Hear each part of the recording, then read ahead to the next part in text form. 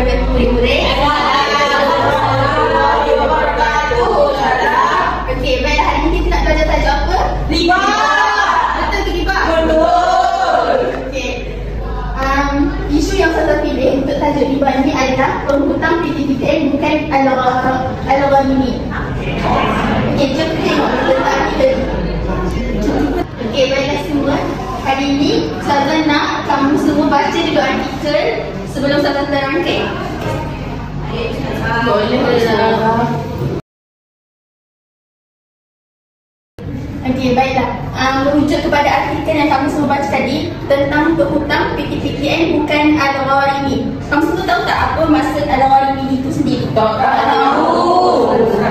Kita apa Ustazah beritahu dulu. Yang pertama, al-gharimi ini merujuk kepada peminjam yang berhutang untuk keperluan asas seperti pendidikan, bukan untuk gaya hidup mereka. Faham tak? Faham. Apa yang kamu faham? Maksudnya dia pinjam barang tu dengan berhutang, tapi dia digunakan untuk keperluan lah, bukan berseronok-seronok. Betul, pandai. Okey, baiklah. Untuk isi yang kedua, Ustazah nak Aina bacakan. Boleh Ustazah? Kerajaan dituntut untuk mengambil inisiatif menyelesaikan hutang ini melalui dana awal seperti hasil cukai untuk golongan-golongan ini. Okey. Satu-satu boleh terangkan tak apa maksud untuk isi yang kedua ini? Ada yang faham tak? Tak faham. Tak faham? Okey, baiklah. Ustazah akan terangkan maksud pada isi yang kedua ini. Kerajaan dituntut untuk mengambil inisiatif menyelesaikan hutang ini melalui dana awal seperti hasil cukai untuk golongan ini. Maksudnya, yang Ustazah beritahukan ketiga-tiga isi ini adalah isu utama yang berada dalam artikel penghutang PTPTN bukan al-gharimi. Okey, baiklah. Ustazah teruskan pada isi yang ketiga. Kajian semula syarat serta kadar pinjaman sedang dijalankan oleh KPT untuk meringankan beban peminjam PTPTN. Baiklah anak-anak, saya akan menerangkan definisi riba. Apa itu riba? Saya Rehan. Tambahan. Betul. Terus Rehan. Tambahan. berdosa bahan. Berdosa tu betul juga. Tapi saya nak apa itu riba. Faham. Awak cakap semua betul, tapi saya akan nyatakan lagi dengan lebih jelas. Maksud riba ialah tambahan atau lebihan yang diperoleh daripada salah satu pihak daripada pihak yang lain tanpa mendapat imbalan yang wajar. Contohnya macam mana? Contoh, saya pinjam dengan Fatih Hana RM500, tapi Fatih Hana pula minta dekat saya RM510. Mana datang RM10 tu? Riba. Itu dipanggil lebihan. Tak baik macam tu tak? Dosa hukumnya? Baik, apa ayat yang membuktikan Surah Al-Imran sana. Fatih Hana awak baca? Macam mana sana? Ni ayat ni saya tulis depan ni. Okey sana. Surah Al-Imran ayat 130 yang bermaksud, wahai orang-orang yang beriman, janganlah kamu memakan riba dengan berlipat pada ganda dan bertakwalah kepada Allah supaya kamu berjaya. Maksudnya apa sini? Maksudnya kita dilarang, dicegah oleh Allah jangan ambil riba walaupun sedikit, sebab itu perkara yang Allah murka dan kalau kita elak kita akan dapat pahala Allah. Tepat sekali. Kita akan teruskan dengan dalil pensyariatan, dalil yang khusus sesuai dipetik daripada Abu Hurairah radhiyallahu anhu. Okey, Anis tolong baca. Man akhadha amwalan nasi yuridu ada'aha adallahu anhu wa man akhadha yuridu itlafaha atlafahullah. Okey, baca sekejap maksudnya, lepas tu Susah akan explain. Okey, dah? Okey. Bila kita tengok kan ayat ni, sesiapa yang mengambil hak milik orang berhutang dan dia mahu membayarnya semula, nescaya Allah akan membayarkannya untuknya. Maksud kat sini, bila kita ada niat nak bayar sesuatu hutang yang kita ambil hak orang lain, Allah akan bayarkannya untuknya. Maksudnya akan ada cara untuk Allah memudahkan hamba membayarkan. Lepas tu, sesiapa yang mengambilnya untuk memusnahkannya ataupun kata lain tidak mahu membayarnya, nescaya Allah akan musnahkannya ataupun mengazabkannya. Maknanya kalau kita ada niat yang buruk untuk tak bayar, Allah akan murka dekat kita. Faham tak? Okey murid-murid, kita akan sambung dengan riba buyur. Riba buyur adalah salah satu jenis daripada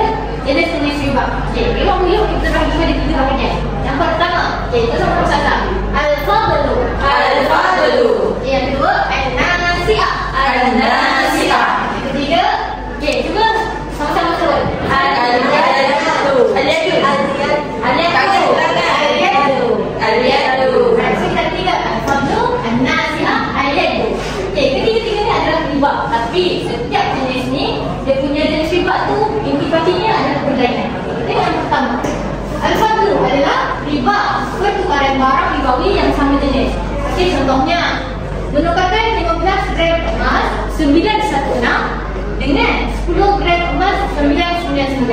Kalau tengok secara kasar pun kita dah tahu ini bukan terjadi riba, sebab daripada kuantiti pun dah tak sama, iaitu 12 gram tukar dengan 10 gram. Dan tambahan juga dia tukar emas 916 dengan emas 999. Okey, itu adalah riba al-fadl, iaitu tidak sama kuantiti dan juga barang ribawi yang sama jenis. Yang kedua, an-nasi'ah, iaitu riba pertukaran barang ribawi secara bertakung. Contohnya, okey, sekarang minta Dayak bacakan contoh untuk an-nasi'ah. Ali membeli dan bayar emas pada hari ini, tapi emas digital yang diperoleh selepas beberapa hari. Okey, terima kasih Dayak. Okey, daripada apa yang Dayak baca tadi, semua faham tak apa maksud an-nasi'ah? Pertukaran barang ribawi yang bertanggung. Yes, betul. Maksudnya, contoh, Ain beli emas hari ni, dia dah bayar dah dekat kedai emas harga yang dia nak beli, tapi dia dapat barang hari Selasa, lusa. Jadi benda tu dikira riba juga. Okey? Right. Tapi yang ketiga untuk riba uyuh alien, iaitu mempunyai ilah yang sama tanpa ditetapkan tempoh atau jumlah ketiga angkat. Okey, contohnya aku jual baju RM10 dengan bayaran tunai. Tapi kalau pembeli tu dia nak berhutang dengan Abu, dia diminta untuk bayar RM5 dulu, right? Tapi penjual dia tak tetapkan berapa total harga sebenar barang jualan tersebut, dan dia tak tetapkan juga bila akhir tempoh pembayaran barang jualan tersebut. Jadi dalam proses jual beli yang ini pun dikira riba uyuhan, iaitu dia tidak ada penetapan tempoh ataupun jumlah ketiga angkat. Okey, semua faham? Orang ada apa soalan tak? Saya. Okey, silakan ni. Macam mana pula kalau orang tu main kutu?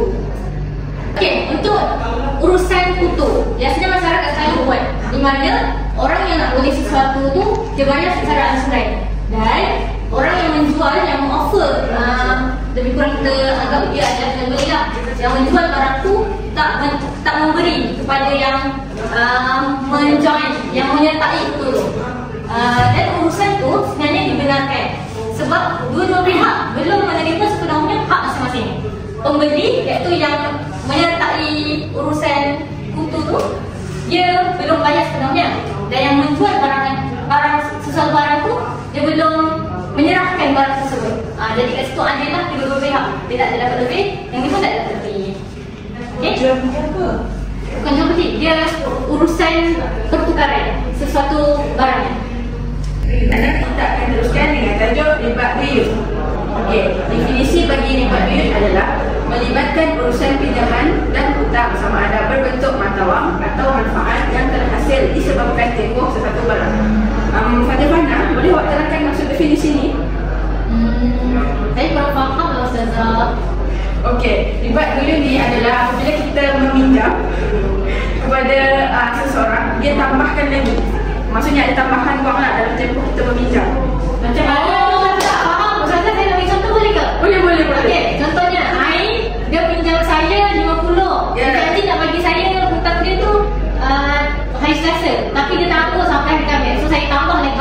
Betul. Ya, faham tak saya? Nampak?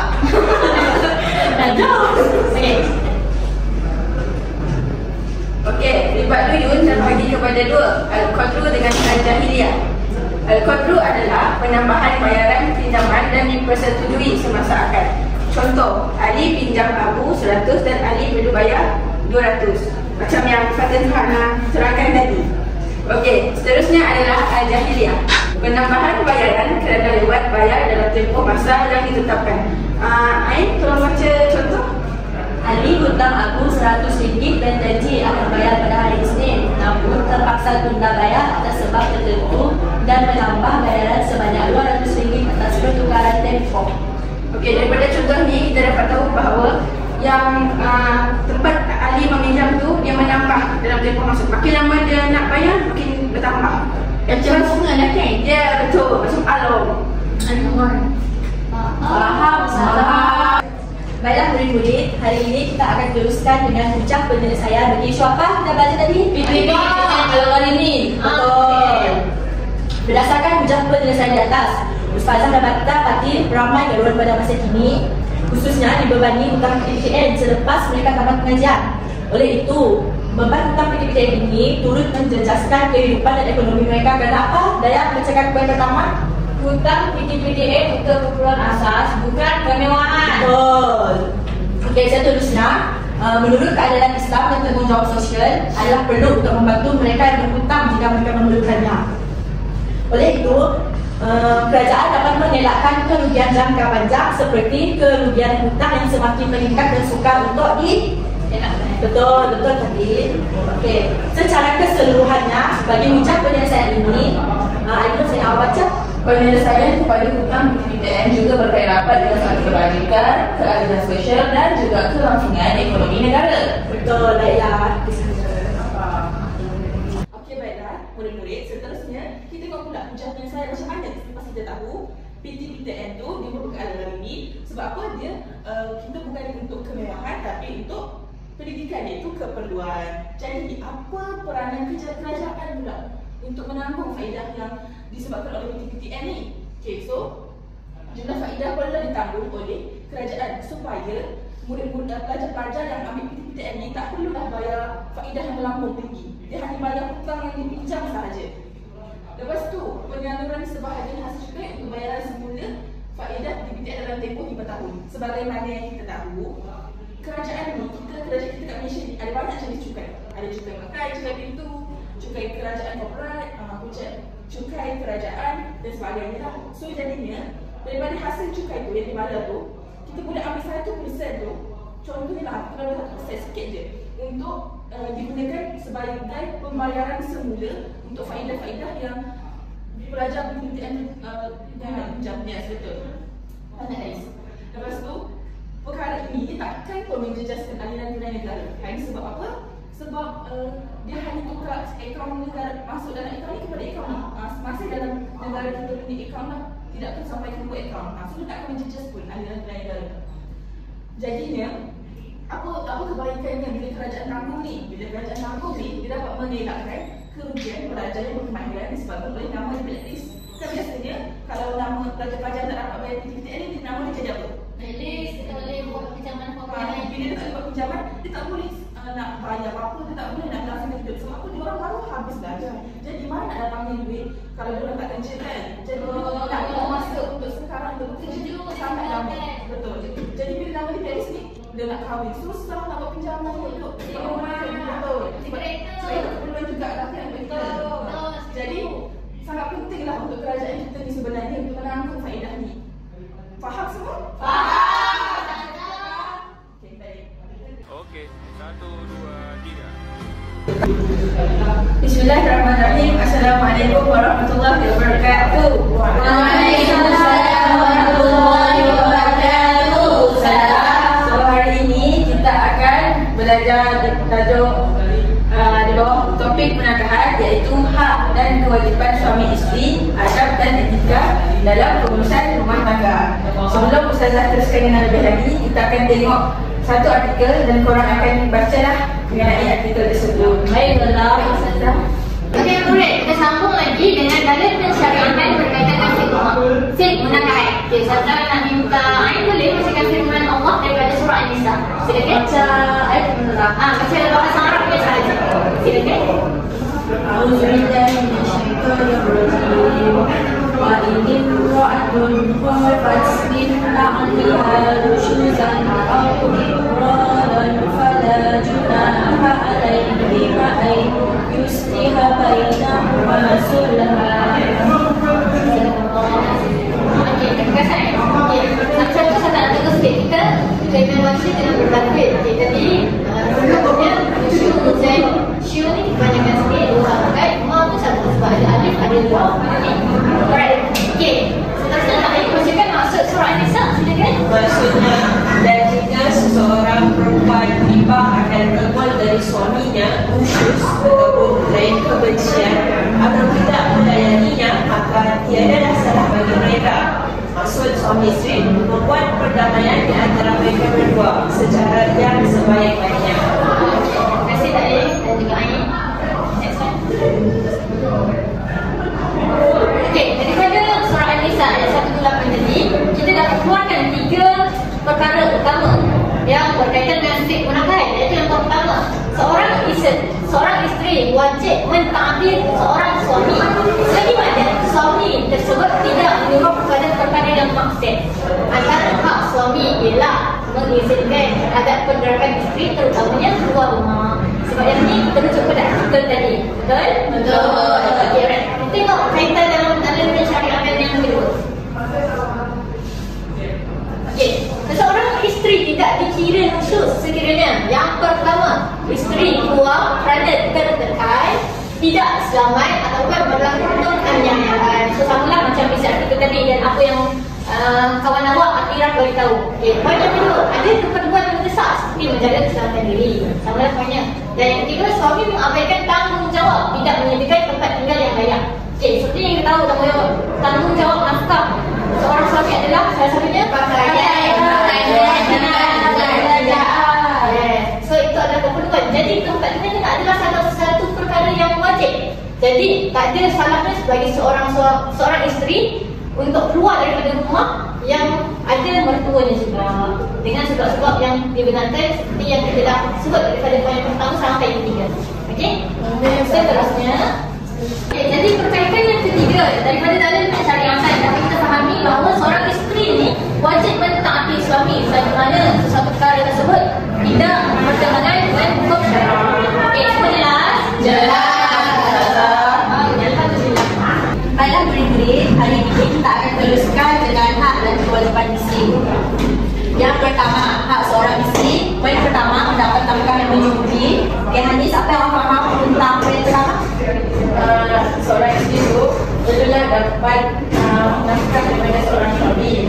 Itu terdiri daripada dari segi makanan, tempat perlindungan dan lain-lain. Okey, betul Hanis. Okey, yang kedua, diberi kasih sayang, layanan baik serta keadilan. Macam mana kalau lelaki tu ada lebih isteri, dia bisa dapat adik pakaian dari segi waktu bersama isteri.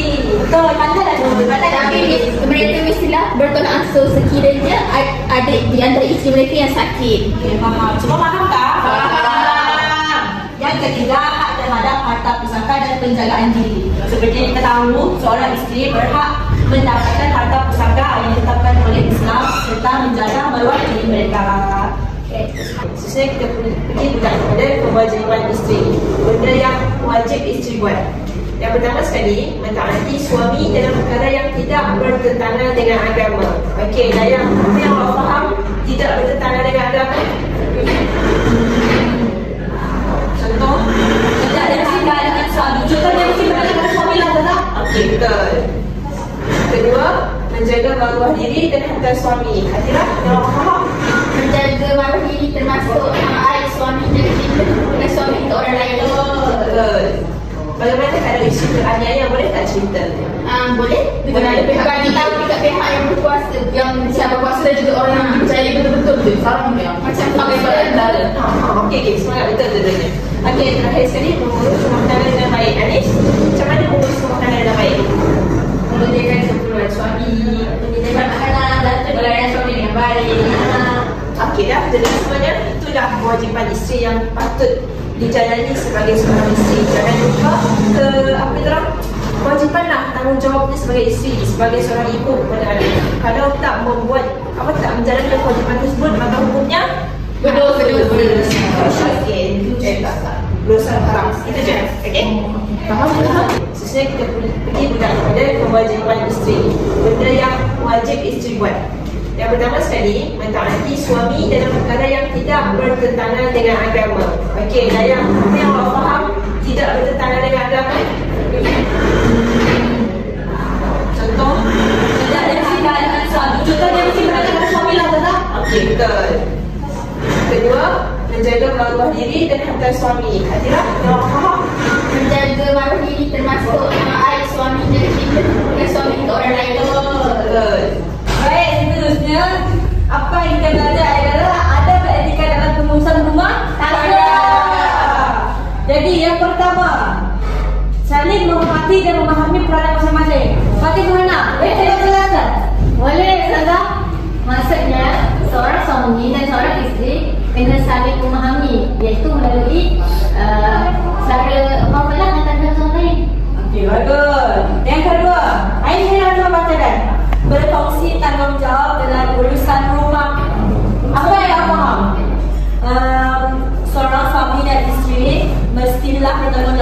mengabaikan perangai masing-masing guru.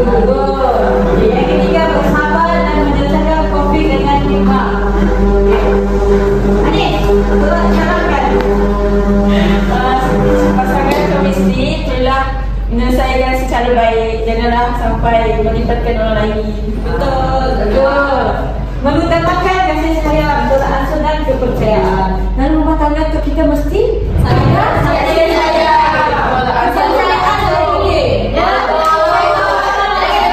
Kena jujur.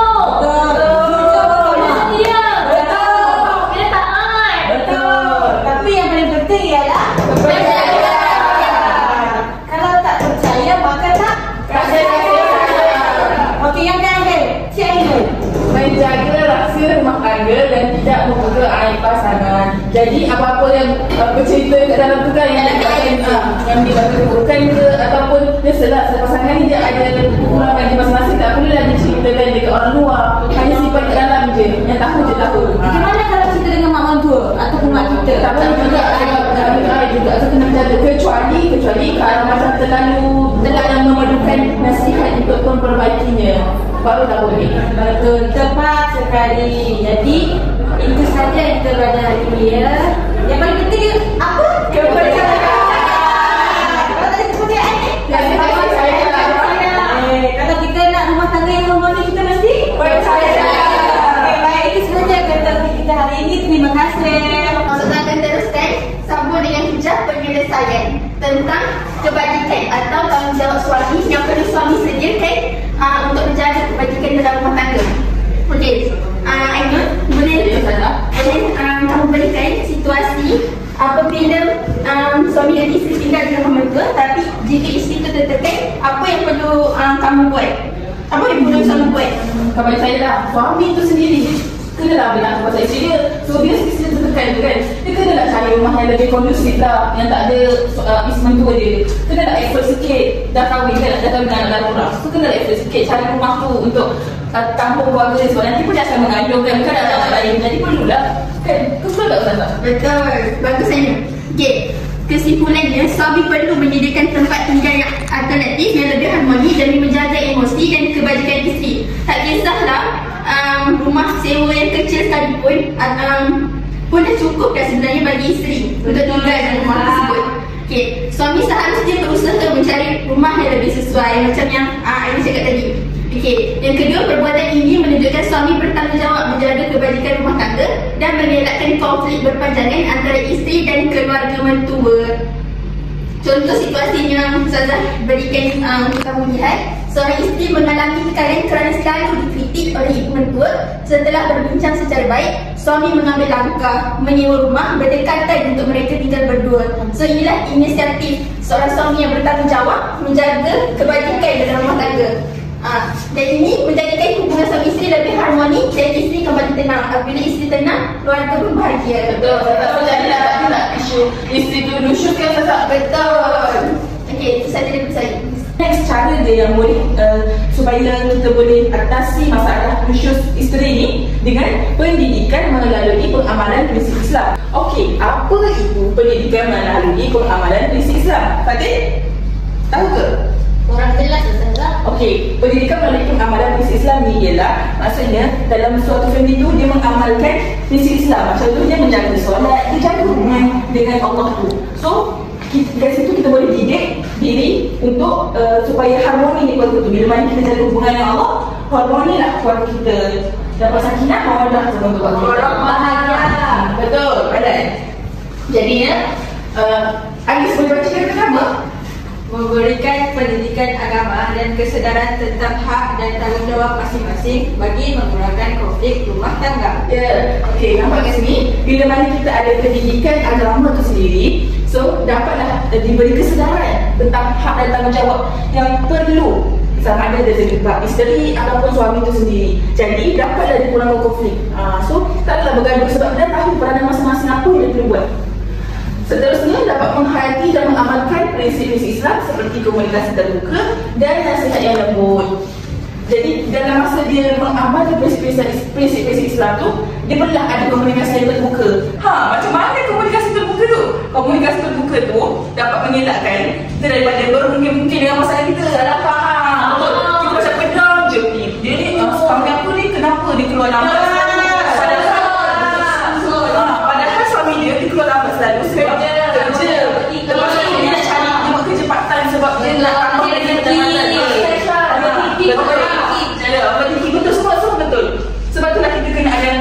komunikasi terbuka. Kalau kita bersatu kita Jangan ada yang memandang. Betul. Lepas tu kita kalau dalam bercakap tu kita guna nasihat dalam kalau macam nak tegur sesuatu pelakon yang tak disukai oleh pasangan. Kita mula nasihat dengan elok-elok lah. Macam cakap lah, abang, janganlah buat macam gini. Itu salah. Kita tak patut gunakan ayat yang elok lah untuk ditegur supaya tak ada terasa hati macam tu. Betul. Okey, baiklah. Yang ketiga, melibatkan pihak ketiga daripada mereka yang dipercayai. Seperti yang paling inilah, yang paling elok-eloknya, yang paling elok-eloknya ialah konseling lah, konseling rumah tangga. Sekarang pun kalau kita tengok banyaklah konseling rumah tangga yang berkualifikasi, berkualiti, yang ada sijil untuk memberi, yang dikira untuk di. Oh boleh, sila. Jadinya bila mana kita ada pihak ketiga ni, jadi bila kita cerita masalah kat pihak ni lah, dia dapat bagi tahu solusi apa yang patut kita buat, macam mana, macam tu. So permasalahan rumah tangga kita tu dapatlah dikawal dengan baiknya. Okey, 1, 2, 3.